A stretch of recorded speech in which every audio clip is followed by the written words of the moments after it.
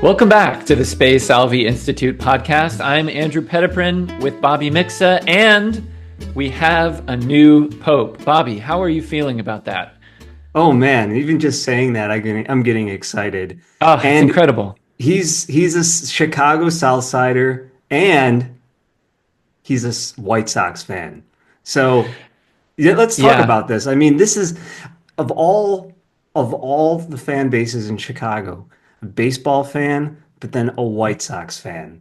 I nearly lost it when I heard that. So Yeah, I know we were talking off camera about how if you're from Chicago, you're either a Cubs fan or a White Sox fan. And if you're yeah, not, your feelings towards the other can be quite passionate sometimes. And yeah. so when there was an initial report that our new Holy Father was from Chicago, but was a Cubs fan, that bothered you a little bit, didn't it? Until you got that story straightened out. Oh yeah, and when I saw the clip of his brother, his middle brother, straightening that out, Yeah. just for people to know, I mean, when you meet somebody from Chicago, one of your first questions to them is, Sox or Cubs, I have and seen you do this. I couldn't even believe this. I have seen you do this with some of our former colleagues, it's like, meeting a fellow Chicagoan and asking that. That's an extraordinary thing. It's an endearing thing about our great second city of our country. Because I don't think like New Yorkers, New Yorkers are either Yankees fans or Mets fans, but I yeah, don't think that New Yorkers typically are sort of like, so you're a Mets fan? It's not quite the same, not quite the same intensity. yeah. I work with a guy from New York, and there's just I don't know. I mean, I don't know enough about New York, but when you say Sox or Cubs, you're you're saying something much more than just what team you root for.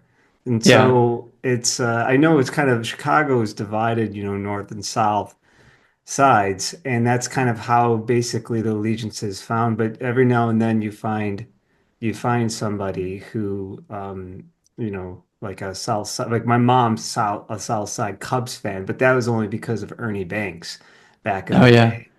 Yeah. And sometimes you find a North Side Sox fan, but that's very unusual.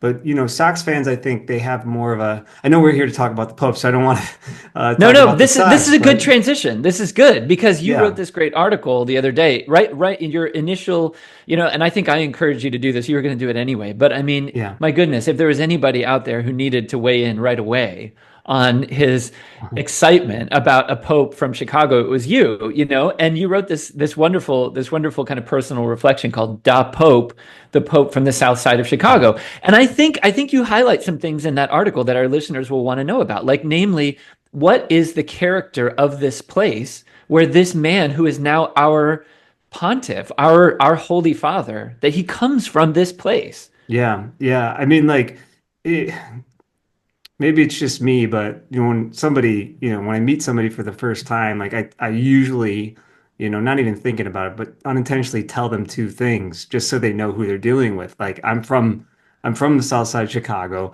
and my wife's from Poland. Yeah. Just so you know what's important to me.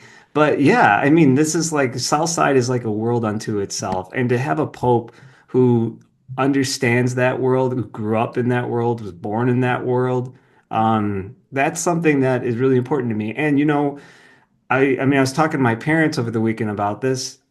I feel like this is really a vindication for the South Side. Now, I know the Pope he spent 20 years in Peru, and he, as Pope, he's the Pope of the Universal Church. It's not just that he's, this guy from the South Side anymore. He transcends that. But at the same time, seeing the pictures of him at the White Sox game during the World Series, um, and then seeing him at Aurelio's, hearing, from his brothers, who like his middle brother, who used to be a principal in the South Side, taught at the Catholic high school in the South Side, and his other brother, Lou, who's talking about where they used to go to the pizza joints, whether was it like, Giordano's, or, when somebody said, what about Illuminati's? And he's like, well, somebody who's really from the South Side knows those things only have come like in the last decade to the South Side. So you're not really, gonna find it. So, anyways, there's just something to it, and there's kind of a certain persona that comes with it.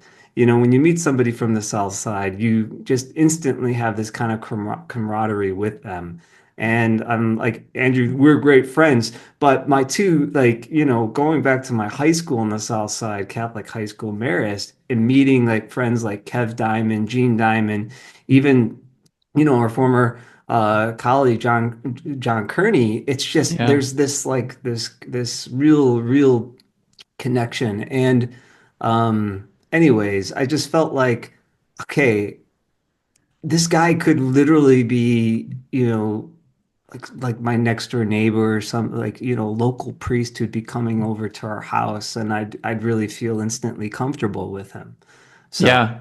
Well, I feel not being from Chicago, not being from the South Side of Chicago, I still feel, as I know you understand, um, just kind of blown away by the fact that I mean, I can't connect in the same way as like, you know, a pope from my own basically neighborhood like you can. But the idea that we have a pope who was like from our heartland yeah, and from our, you know, from our country and shaped by the same institutions that have shaped us, you know, exposed to the same media that we have consumed, grown up in the same church. I mean, I wasn't raised Catholic, you were, but I mean, in a sense, grown up in the same religious landscape that we have. It's it's like something I never could have imagined because, you know, even though, you know, we have certainly had affection for our holy fathers before the current one, the idea that we have this other level of connection to our Holy Father now is something that I would imagine Poles must have felt with John Paul II. It's one that, I mean, certainly Italians must have felt towards many popes going back through the decades and the centuries, right?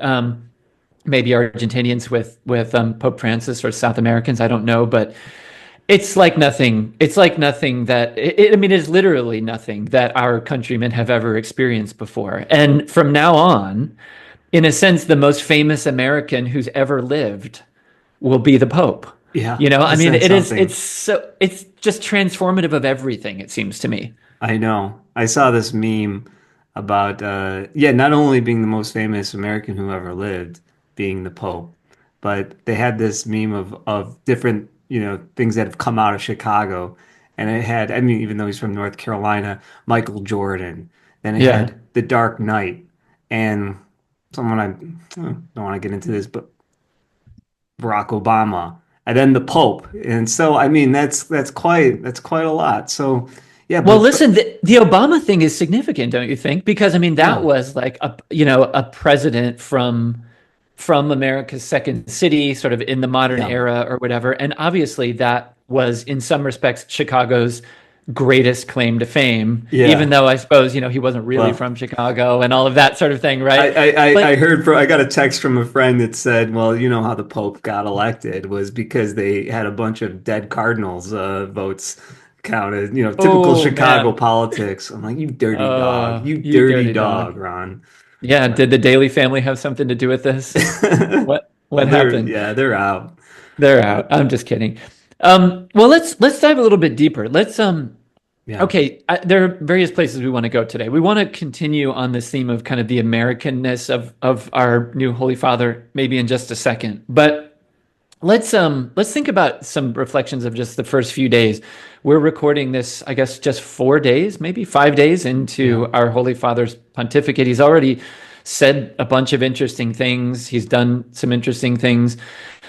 One of the things I wanted to flag right away, we're going to get into his name in a moment, but he said some provocative things. I won't say provocative. They're not provocative because that implies something sort of almost controversial or negative. He said things that people have paid attention to, and I think are almost universally encouraged by. And one of the things he did was he gave a speech the day after, or 2 days after, I guess, on the Saturday to the College of Cardinals. It was a really nice speech, and something that I want to point out to our listeners, to our audience, to our kind of supporters and co-laborers is he focused on the theological virtue of hope, which makes sense because it is the Jubilee year of hope. Hmm. But there's one paragraph I'm going to read, And it goes like this: these are evangelical principles that have always inspired and guided the life and activity of God's family. In these values, or I'm sorry, I should back up and say these values, he sort of goes into talking about some principles from Pope Francis's apostolic exhortation, Evangelii Gaudium, which is Hmm. a good document.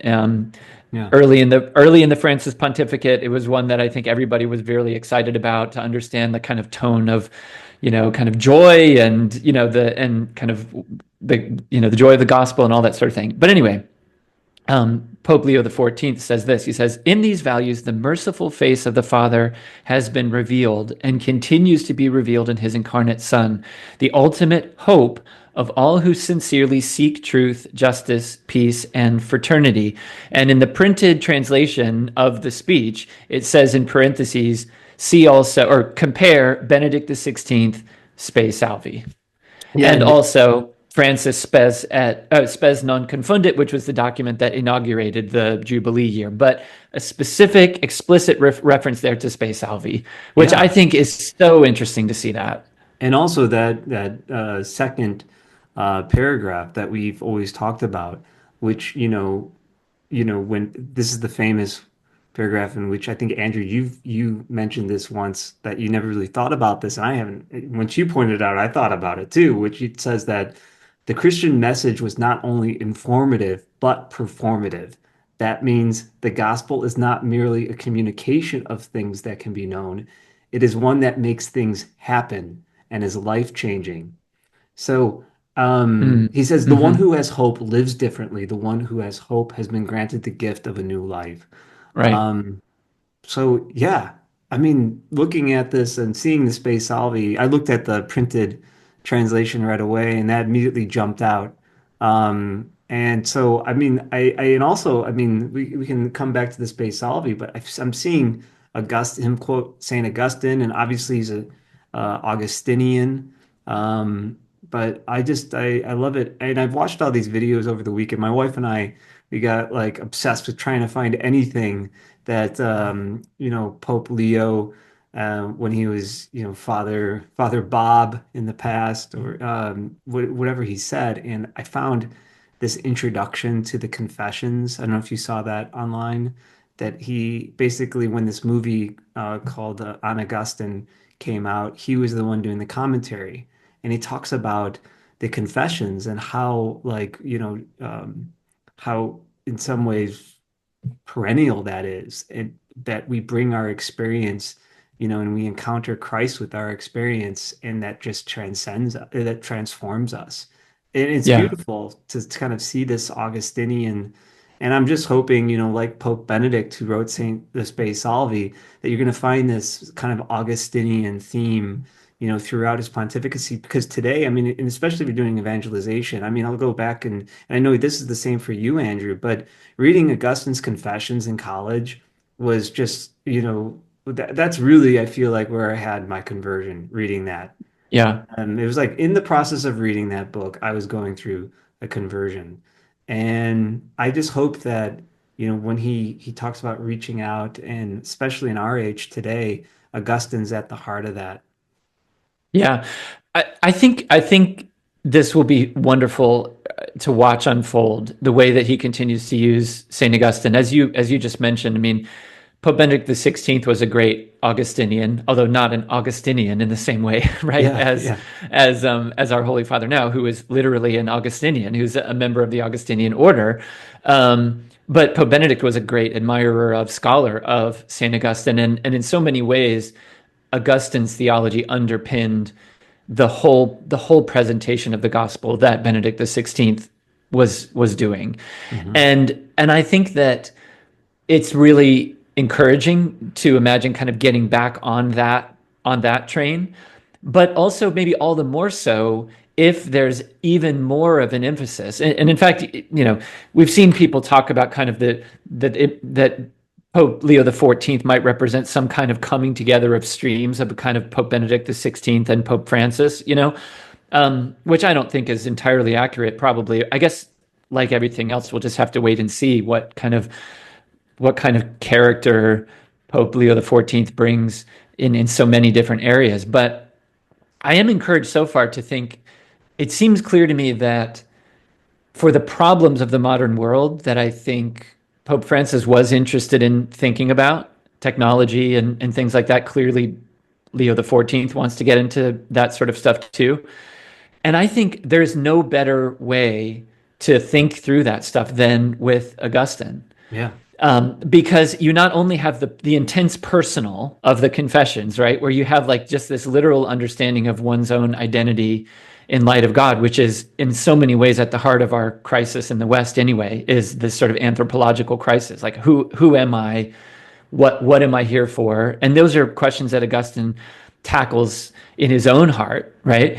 But then also in a tome like The City of God, you have him working through these questions on a societal basis, which is what we're facing right now. Hmm. And it just seems to me like just the little bits of Augustine that have come out of Leo XIV so far are very interested in that dual kind of personal and society usage, I suppose we could put it, for Augustine.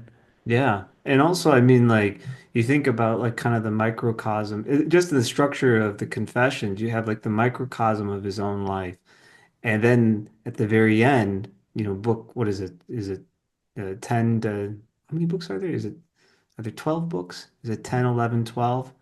I think that's I right, get, Bobby. We're well, embarrassing anyways, in the last ourselves. couple, those last like three books, he almost takes all that kind of microcosm of his own life, and then it's brought into the great cosmic, or the macrocosm.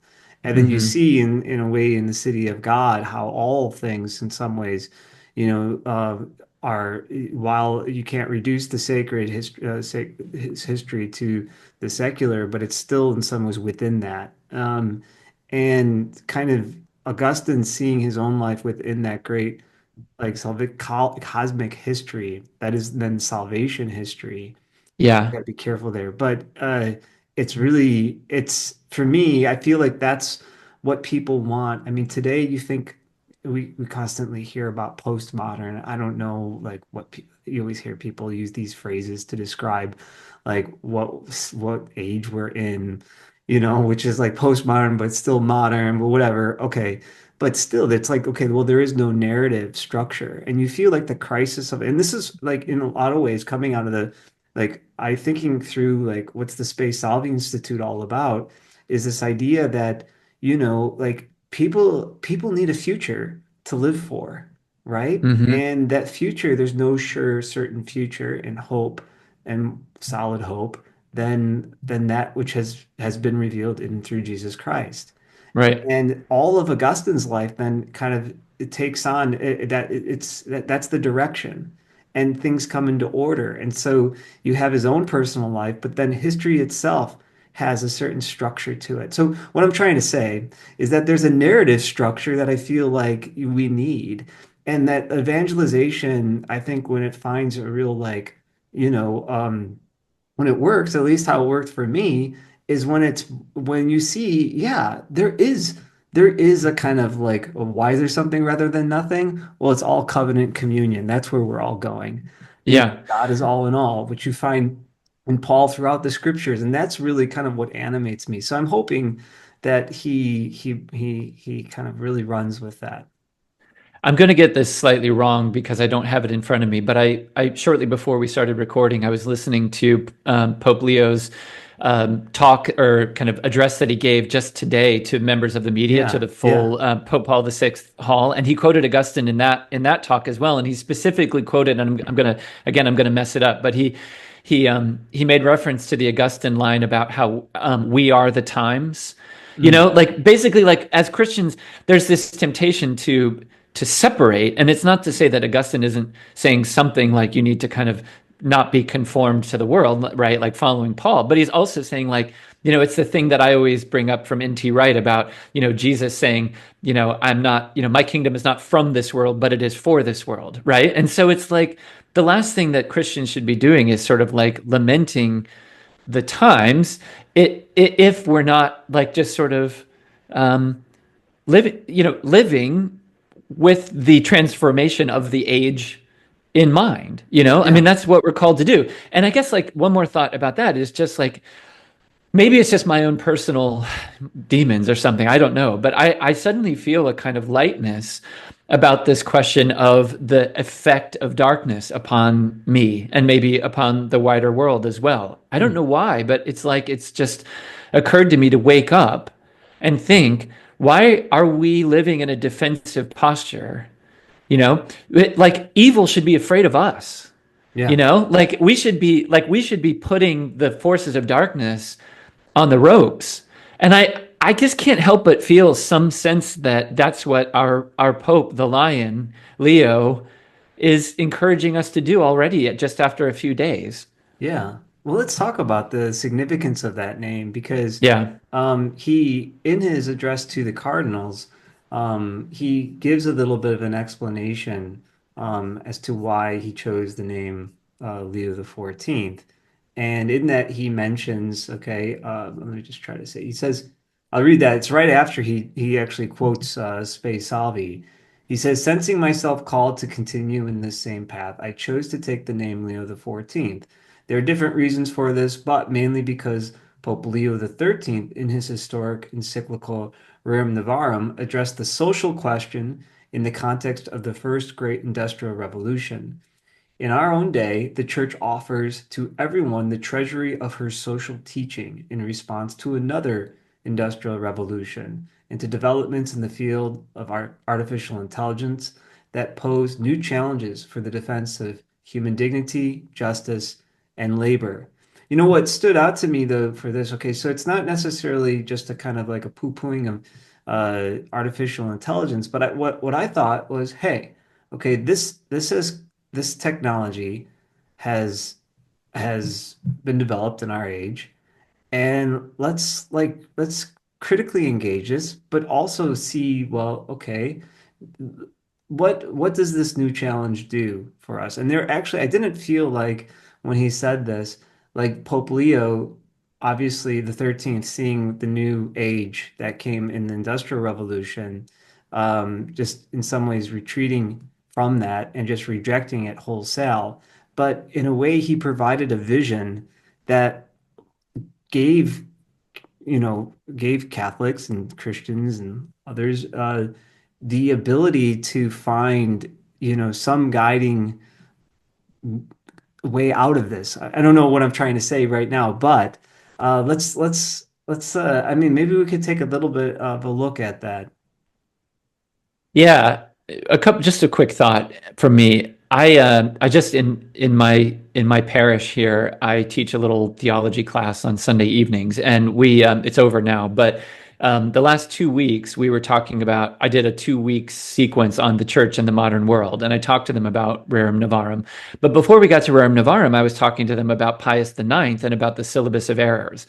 And I was just, we were thinking about it a little bit together and just thinking like, there's absolutely nothing wrong with the syllabus of errors. It's perfectly fine. And I agree with most of the things that are in there. I mean, some of them are, very specific to kind of 19th century revolutionary times and, that kind of thing. But, sometimes I get the sense that like maybe there are certain corners of the church, what they were really hoping for in the successor to Pope Francis was somebody who is just going to sort of produce more syllabi of errors or something like that, Mm, right? And sort yeah, of just as the late 19th century church, certainly, the syllabus of errors is fine, but what it really needed was Rerum Novarum.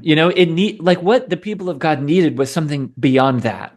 It was yeah, beyond just a kind of naysaying to the kind of evils of modernity, and it was a way to really live in the world animated by the hope of our faith, yeah.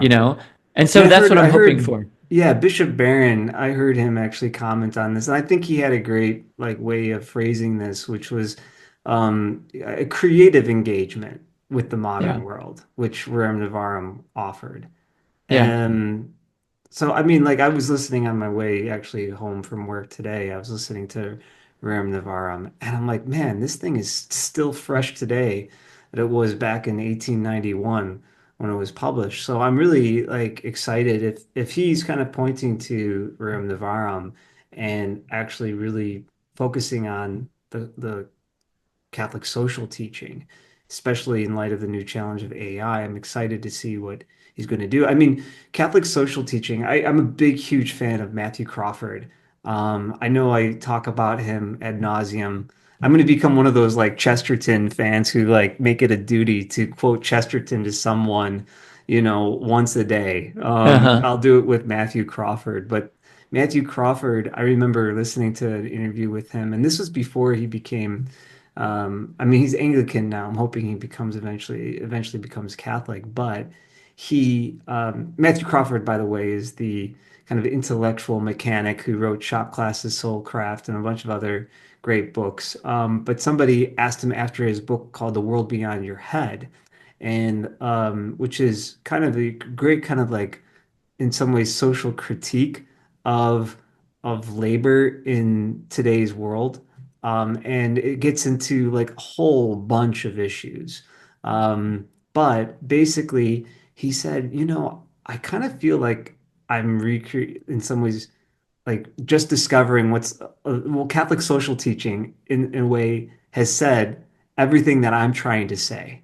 And I just Hmm. didn't know about it.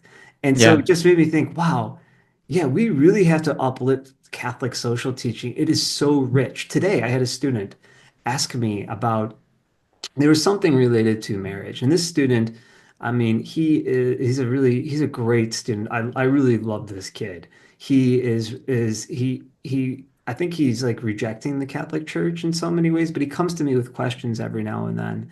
And he asked me about marriage and divorce. And it wasn't related, it was because we were talking about the Spanish Civil War and then some of the stuff on the impact on women, et cetera, et cetera. And he wanted to know, well, okay, like, were you for the institution of marriage or are you against the institution of marriage? And we started getting into this like real like great dialogue about this. And then I started kind of I feel like fleshing out for him Catholic social teaching without calling it that. And like he was nodding his head like, man, this makes so much sense. And he said Yeah. it's consistent. And that's what he Hmm. liked about it. Yeah. What do you think, Bobby, might be a way to, I mean, let's just speculate for a minute. I know you've Yeah. thought about these things. So, Pope Leo XIV wants to talk about AI and some of the problems of technology and stuff very much in the tradition of Leo XIII and Catholic social teaching. What do you think he's going to say? What would you say? Like as What would as I like a kind say? of not Well, imagining that you're Pope, but as somebody who's well formed in the Catholic social teaching, what how do we engage with this stuff? Because I mean, I admit, like yeah. in my more extreme moments, I just think like I wish there was a switch I could flip, and Yeah. it never existed. Well, okay. How about this could people could hear this example and say this is just horrible. You should not have done this, but I did. Which, as my wife knows, I'm not the best cook. I hate cooking. I try to avoid it like the plague. But I knew I actually have to make a dish. I have to gotta contribute. I gotta make a dish. So you know what I did? I just went online. I opened ChatGPT and I said, "Hey, I got this stuff in the fridge. Help me, help Hmm. me." And Hmm.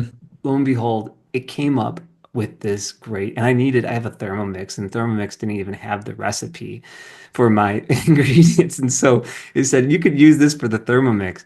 And I used it, and I mean, when I saw the expression of my wife, I mean, my wife's expression on her face, I was like, oh my gosh, this is perfect. So AI came to my help there. But Okay. the second thing is, I was talking to a colleague about this today, actually, the math teacher. This is a guy who has his PhD from Cambridge in astrophysics, and he also has his degree from there in mathematics. And I was telling him, okay, well, this is really cool, playing with AI, getting to, following mathematical, um, like learning mathematics. And I said, well, yeah, maybe you don't even need textbooks and teachers. And he's like, no. He's like, no. He's like, you still need to be trained to even know what to ask this AI. So Okay. there's just much more to it. He's very positive, I think, about AI. And he's always trying to help me see maybe things, ways that it can actually help. So I Yeah. don't know. Based on what I've seen with the Pope, and he's been asked about social media back in like 2012. He participated in the synod on I think evangelization, but it was addressing social media.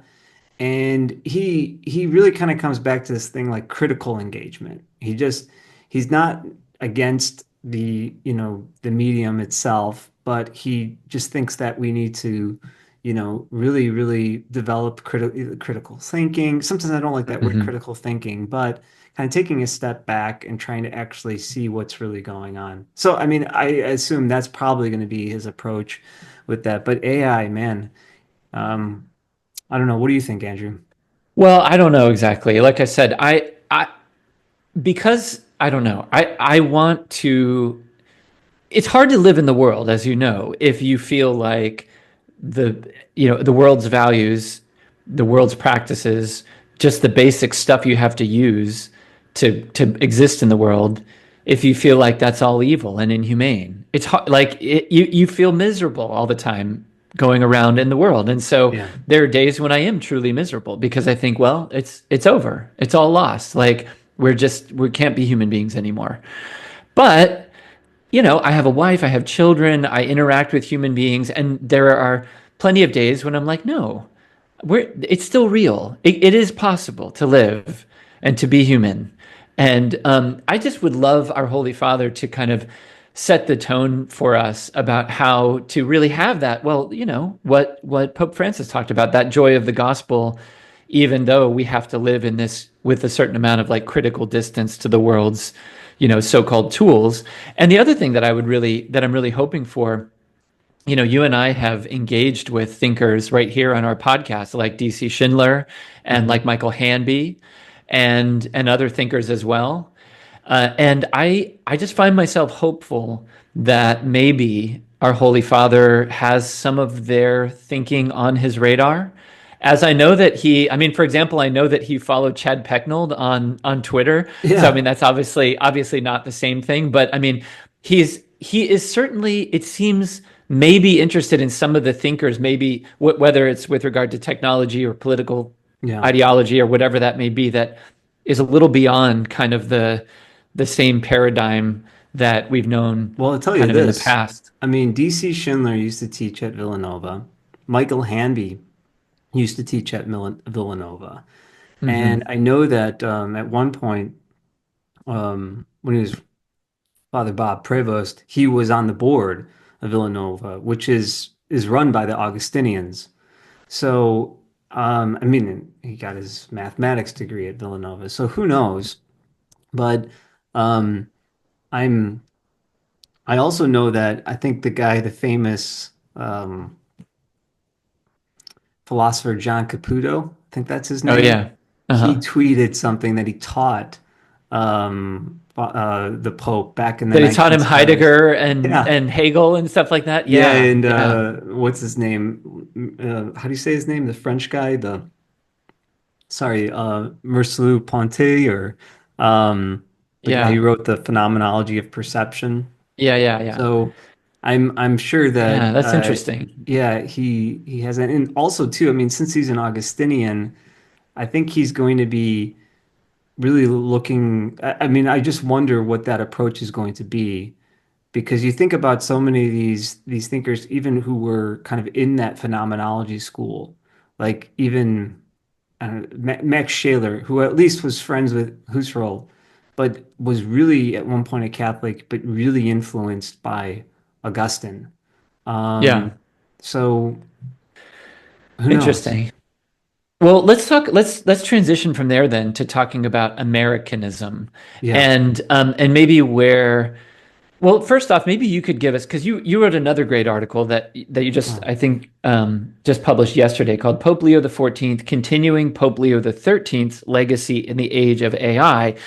And you talk in that article about Leo XIII, not only on Catholic social teaching and how Leo XIV might kind of pick up the mantle of Rerum Novarum, but yeah. also where, in some respects, maybe Leo XIV is kind of an answer to the concerns of Leo XIII about this question of Americanism. Can you just remind me, and Yeah. I'm sure our audience would like to know, what is this deal with Leo XIII and Americanism. Yeah. Well, I'm getting a lot of this from actually DC Schindler's dad, D.L. Schindler, who like back in the 1980s, there was a comment. I mean, I'm going to preface it with this. There was a comment that then Cardinal Ratzinger made about America, calling it bourgeois. And this ignited a response by George Weigel. I mean, this was George Weigel way before he even wrote the Pope's biography. And he was, friends with John Richard Newhouse, who was the editor and founder of First Things, and also Michael Novak, who's the one who wrote a book that was basically, baptizing American, liberal capitalism. Yeah, the spirit of democratic capitalism. Yeah. Yeah. And so Schindler then got into the fray and wrote an article defending perhaps what Ratzinger might mean in this comment about America. And so, I mean, literally, I mean, it was funny. I've got this somewhere, but when Schindler, I remember that when I was working at the JP2 Institute one summer, right before I got married, I had to clear out this professor's the professor died and I had to clear out this whole office, but I saw that Schindler was throwing a bunch of things away. And so I looked in the dumpster and I found all of these I found all of these like files. I mean, he's probably I don't know if I did something like unethical here, but I like basically did some dumpster diving and I found all the basically all the back and forth between Weigel, Michael Novak, and Schindler in this great file. So I read through all of this, and I was just totally captivated by this. But anyways, what is that? Schindler referred back to an apostolic letter that Pope Leo XIII wrote, I believe, in 1899, called Testem Benevolentiae Nostrae. Um, and this was a letter to the then Cardinal Gibbon, who is the Archbishop of Baltimore, was also a friend of the priest Isaac Hecker, who Isaac Hecker is actually a pretty interesting guy because Isaac Hecker, famously one of the like most famous 19th century American Catholics who founded the Paulist Fathers, and they were an apostolic kind of society in which they basically were just going on these preaching tours around, and they were supposed to they were very active in the United States, preaching Catholicism. And Isaac Hecker really thought that America could bring something to the Catholic Church, but famously, and I was trying to look into this to make sure I got this completely right, but he famously didn't really find much use for what Leo calls the passive virtues. And also some of the things like the evangelical counsels, like poverty, chastity, and obedience. I believe that the Paul's Fathers did not take those. So, anyways, there was a biography that was written about Isaac Hecker, and that I guess there was somebody in the Vatican who had the French translation of that biography, and that's when eventually there were all these. I don't know if it was French Dominicans, but they were really concerned about what was going on in America, and through reading this biography. And a lot of people kind of claim that, well, actually, that wasn't a very good translation, et cetera, and there were certain biases. But it prompted Leo the 13th, what he was hearing, to say, hey, here's a note of caution. And under the umbrella of this term, kind of broad thing, which is hard to define, he labeled it Americanism, which basically says that there's a certain understanding of liberty that is not in some ways connected to binding oneself to Christ. And there's also a priority given to what he calls the active virtues over the passive virtues. There's actually diminishment against the religious life. So things like taking evangelical counsels, poverty, chastity, and obedience, that's not elevated to to the position that it should be. Um, and so he outlines all of these concerns about this kind of, if you want to say, spiritual anthropology that is in a way like guiding the minds of many Americans, including American Catholics. There's also some concern about, Americans weren't really the best with spiritual direction or even taking guidance from something like a teaching authority. But what's interesting here is that D.L. Schindler, and this gets into the stuff more recently, thought that Leo XIII was really onto something about America. Famously, Cardinal Gibbon, when he received this letter, they called it the Phantom Heresy. He said, "I would be against this completely, but it's not here. It doesn't exist in actuality." So that's where people kind of dismiss that.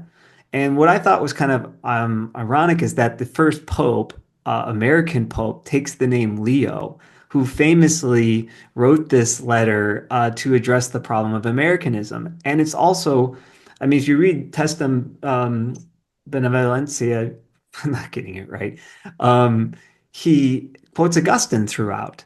And Hmm. this is being, this is coming from a pope, I mean, who takes the name Leo, who's also Augustinian, who I read in his address to the synod on I think it was at the synod in 2012. I forget what the synod was actually on, but he mentions elevating the evangelical councils. Now, maybe he's Mm. proof that actually um, this thing called Americanism doesn't exist. He's living proof of that because he's an Augustinian religious who's elevating the evangelical councils. But so I mean, Schindler was elevating it too. But anyways, he had 20 years of experience in Peru, which, if you learn, I don't know much about, Latin American culture, but it's incredibly Marian. Um, there is a great stress, I think, in that culture. Maybe not so much on kind of American activity and accomplishment and etc. Always getting these things done and not finding value in something that may actually be useless. That he maybe has a different stance and could actually bring a little bit of a helpful criticism to America. So, Yeah, and therefore, because America is the superpower of the world that sets the cultural tone for so many parts of the world, could have a great benefit, could be yeah. of great benefit to the whole world. And I guess something I would wonder is somebody like Robert Francis Prevost. I keep wanting to say Louis the 14th. It's because I'm a French history person, but Leo the 14th, is he kind of the exception that proves the rule about America? But Yeah. because he has such a big heart as a pastor and endears himself to people, he is not regarded with suspicion. He's not regarded as someone who's abnormal and to be avoided, but someone to be emulated, even though, or maybe because he's different than your typical American. I mean, he's at game one of the World Series in 2005. Yeah. He's one of us, right? I Yeah. mean, he's in our world, he's from our world, and yet he is a contemplative man, someone who I think time will tell, but I think that you're drawing out Leo the 13th's concern about Americans maybe being more that prizing more highly active virtues than passive ones is an important point. Well, And yeah, go ahead. Yeah. no, no. I just wanted to say that I'm just really glad that he's actually a baseball fan. I've heard he Yeah. likes basketball and I mean, like any Chicago and your Tennis as well, apparently, tennis. which Yeah. I think is a trad move. He's got the pickleballers on the defensive now. These newfangled pickleball players. Yeah. But Anyway, you can't and this is not to condemn, like I remember Schindler saying that, there certainly are really great things that come out of America. Like one thing being baseball. And you hmm. can't think of a more like graceful, contemplative sport than baseball. I know, I mean, I'm a big, well, maybe not big, but David Bentley Hart has some great stuff about baseball as Yeah. just being, the most excellent of all sports, the perfection of sports itself. And there is a contemplative dimension to it, unlike, football, perhaps. And I just, when I saw that he's, of all places at the World Series, first game of the World Series, Chicago White Sox, I thought, yeah, okay, this is the taking the best in America and elevating. And today, actually, when he met with the journalist, I saw him sign a baseball. So Really? Oh, yeah, interesting. Well, maybe this takes us back to this question of how someone like the Pope can influence us as we figure out how to deal with AI and modern yeah, technology. Because it seems to me at the heart of this problem is, is our activity or inactivity with regard to these tools that we have. Do we use them? How do we use them? All this sort yeah, of thing. And, you know, I mean, the contemplative way is sort of it's like the whole issue in America is the normal thing to say is don't just stand there, do something, right? yeah, But I mean, there's a whole other way of thinking, which is that like if you do something, you're very likely to do the wrong thing. Why yeah, don't you just stand there for a minute and don't do something yeah. and think about it, contemplate, pray about it, whatever, and in a sense like extend that beyond that. Like Well, Schindler, enjoy your Schindler, leisure time, be less concerned about productivity and more yeah, concerned about just being human. And then maybe in those times when you have to be productive or whatever, well, what do we make of these tools that are at our disposal? Well, yes, let's think about that. But yeah. it's different than saying like it's almost like we're sort of de facto surrendering to technology by saying it's going to rob us of our humanity. Yeah. It's like we're saying to technology, you're in charge of us. Please don't do this to us, right? Schindler always in his essay, which he talks about Testem Benevolentia Nostra, which he talks about the technological ontology of America, and he brings up Pope Benedict's thoughts on culture in this. He talks about how the active virtues and the passive virtues, they're intertwined and they both have to inform each other. Pope Leo XIII, what he was concerned about was this, and he mentions this in the letter, the separation of the two. And you know who actually really develops this well in his book Shop Class to Soulcraft is Matthew Crawford. Because he talks about like, and I think he's going to probably get into the labor side of this as well, where, because he said he's going to talk about labor as the Pope. There has to be this contemplative reception of the world as it is.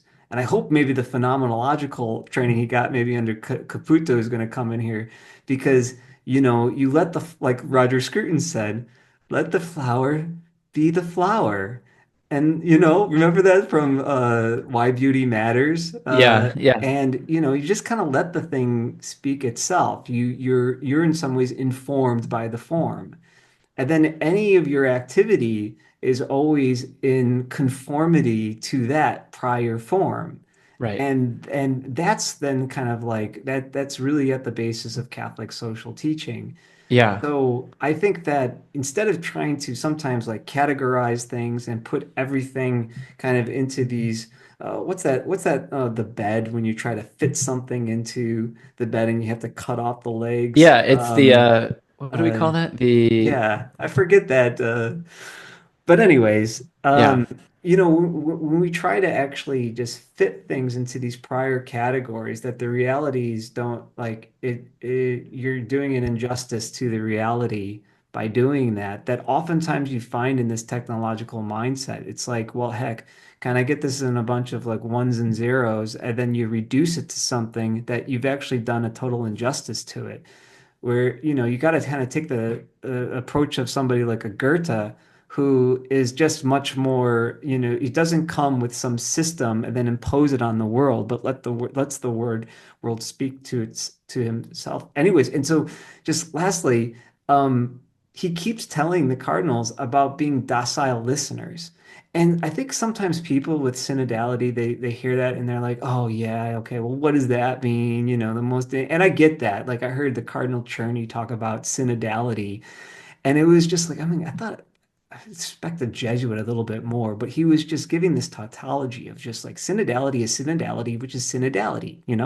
Um, Anyways, but he's talking about being docile listeners, and I was to the word. And what's interesting is he gives the priority to the word, and that's in line with that Christocentric thing, which is like, Yeah. yeah, we have to conform ourselves to that, and that's what kind of got me thinking, like, you know, that approach instead of like figuring out what you're going to do with the word when you receive it right away, but just being there in silence. He has even that Right. quote about being kind of like in sheer silence, listening to the silence. And God doesn't speak in earthquakes or, thunder, but in the silence. Yeah. Well, you remember, I forget where you got it. Maybe it's in Heidegger. I don't remember. But the idea of like how, the ancients would have looked at the Rhine River and it would have been it Yeah, would have been it's a Heidegger. subject of contemplation, right? And to the modern, it's an object of use. It's, Yeah. what is this thing that produces, if we hook a mill up to it, will produce electricity for us, or might have minerals in its bed that we can sift and make something out of or whatever, Or right? now it's for tourism. Yeah. Tourism, right? Yeah, Yeah, what's the techno, the word starts with the B in German, but it's like the standing reserve.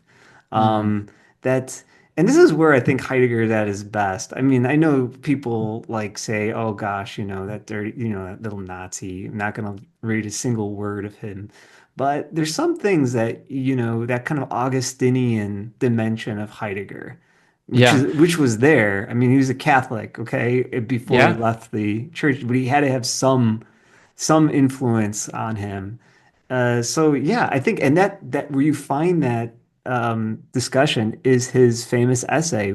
I think it's called "What the Question of Technology. Technology." Yeah. Yeah, I've been watching movies by the German director Wim Wenders lately. I'm going to write a piece about this. I've yeah, kind of gone down a rabbit hole with it, but he makes his early movies are these sort of travel movies, and they're very influenced by the second one, which is called Falsche Bewegung, like false moves, is a retelling of a Goethe story. And there's these scenes where they're walking along the Rhine, and I mean it's got all kinds of like disturbing modern stuff in it too, and whatever. But I've been thinking a lot about this in regards to Wim Wenders, but something just as you were talking is another important thing that Wenders is always kind of trying to draw out in these movies that he makes where people are traveling and where people are kind of just like trying to make sense of the world by just kind of looking out on it and stuff like that is in his movie Until the End of the World, which came out in 1990.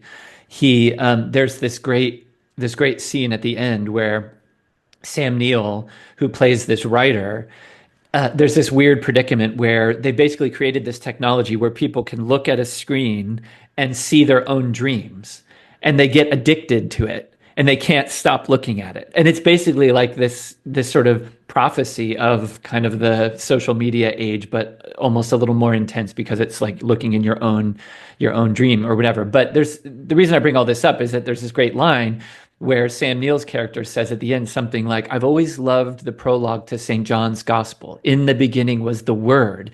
And he says, and he emphasizes this, in the beginning was the Word, but now at the end, it's just images. hmm. And so it's like the message is basically like, you have to contemplate the word, otherwise it's just images. You can look at something beautiful and it's just an image. It's not infused with the word, right? It doesn't then have some kind of like transcendent Yeah, yeah. value or meaning. Like an Which idol, like an image, and like like Yeah, they say, it's just you can actually, it's finite. It right, doesn't. and that's what's happening today, right? Like you can tell AI to make a picture for you of Yeah, something beautiful, right? Or you could even go yourself and go to like the Zugspitze in Bavaria and like take a picture of it. but there's no transcendence in it. Yeah, but you're in some sense like trying to capture it. Like you are like treating it as an object rather than admiring it as a subject. Yeah. And so anyway, I'm just wondering if maybe eventually something that's kind of gonna draw us back into this way of thinking is gonna come forward as a way to think about this age in which we live. Well, I'm I don't eager to know. see how he's going to talk. I mean, maybe he's not going to do anything with this, but like with social media, and It's interesting. If he back in 2012 was invited to this synod to talk about social media, he's had to think about this. But if you go on his Twitter account, like you just did with looking at Chad Peck, he follows Chad Pecknold and many Yeah. other people. I mean, it's like he isn't like some savvy, I wouldn't call him like some savvy media Mediaist. guru. Yeah, I Yeah. mean, like Right. really, you get a sense like this is just some kind of like ordinary guy, who's liking something, reposting something, and there's a certain kind of like realness to it that I liked. And I told Larry Chapp this once, like what I like about Gaudium et Spes 22 is like this is authentically Larry. It's like the logo, sorry Larry if you're listening to this, but the logo is so it's fine, but it's just like there isn't like we just hired some kind of professional media company to now, and then everything you say, everything you do has to like, you take into consideration all of these other things to get more likes. It's like, no, or you're trying to kind of like, play the algorithm some way to get the word out there. No, I'm like, this is authentically Larry Chap. And if you don't like it, then just go to something else. Yeah. So Yeah. anyways, I kind of hope that there's this kind of like real humanness that he may call in even for people who are involved in media. Because like too often too, you find you wonder what this new evangelization stuff that is oftentimes reduced to this very active thing, which it's like you find, like new Catholics especially, and nothing against them, they're full with, religious zeal and enthusiasm, but they're like, hey, now I got to start my own Instagram account and I got to have my Yeah. brand. I got to do this. I got to do that. I got to be a social media, like got to be an Catholic influencer or something Yeah. like that. And you're like, man, okay, dude, seriously, you've become a brand. And Hmm. there's nothing that's kind of like beyond that. So, anyway, sorry to be too negative here. We're supposed to be joyful and hopeful, but I think we've struck some very joyful and hopeful notes in this podcast. Of course, it remains to be seen. It's early days, and no one is perfect. And we are not here as you know, we're interested in ideas. We're interested in our faith. We are loyal sons of the church, and we are, you know, I would say, at least for my part, I've gone from not knowing who this man is, Pope Leo XIV, literally not knowing who he is, to being willing to run through a brick wall for him if he asks me to in the span of a day or two. And I think that is just one of the most wonderful things about being Catholic, having a new pope, and especially one who has already given us so many signs of encouragement, is it really just puts new wind in our sails. And I have to say, Bobby, as we wrap up, I think that our project, what we've been aiming to do, we're just still getting going. We have lots of other things going on in our lives, but we have high hopes and lots of plans in the works for the Space Salvi Institute. And we really do believe that the way we have been thinking now for several years is um, it's really it's the right moment for people to kind of join in and think the way we're thinking, and talk with people like us, and kind of listen to the things that we want to hear, and move forward together. yeah. And you know what? When we get together, in America, we got to meet in Chicago and go to a pizza restaurant. Perhaps maybe we can go out with one of the Pope's brothers. They seem to be What a open great to it. idea. So yeah, Yeah. I am really, really excited about this. Let's see how these things, pan out. But yeah, no, thanks, Andrew. It was great talking about this today. Yeah, it's been wonderful. And to all of our listeners, we really appreciate your support. We are honored that you find what we have to say interesting. We think what you have to say interesting is interesting as well. So please do leave comments on this video if you're watching on YouTube. Follow us on social media. Go to our website, spacesalviinstitute.com, sign up for our emails. We just love to include you in our travels, because that's really what we're about. We're travelers, aren't we, Bobby? That's right. Yeah. So until next time, God bless and live in